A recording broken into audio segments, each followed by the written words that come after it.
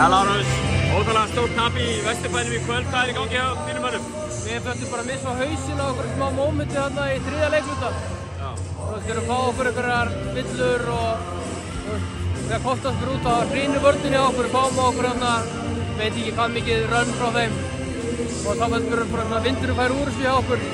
Náðum við eitthvað aðeins að berjast tilbaka, en svo bara, við erum ekki að skora törunni. Mikil orka í byrjun leiks hjá okkur og þeir eru að setja skot og þeir eru að gera alls konar fína hluti sem bara eftir rennum við sandi svo núna eftir því sem líður á leikinn.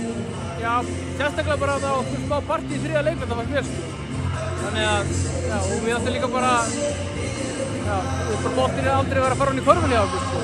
Það er einhvern veginn mjög erfitt að vinna leiki og þetta skora alltaf bara í kringum 70 stig í leik. 3 umferðir búnar núna, hvernig leitur þetta út fyrir þér, svona hópurinn og stemmingin? Við bara, þetta ekki líta vel út hjá okkur, bara að vera alveg hreinskilin sko. Við þurfum að finna einhverja leiðir sko. Það er alveg síðan svartara, en við þurfum að finna einhverja leiðir til að snúa þessu við. Sérðu fyrir þér að fara í einhverja breytingar á leikmannahóp eða? Ég ætlum að gefa þessum strákum aðeins meiri möguleika á að sýna hvað í þeim býr. Ég hef trúið að það sé miklu meira í þá spunni heldur en við vorum að sýna núna.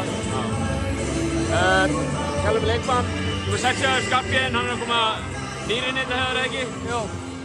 Hann á, þrátt fyrir þetta tap, bara flotta myndir þetta?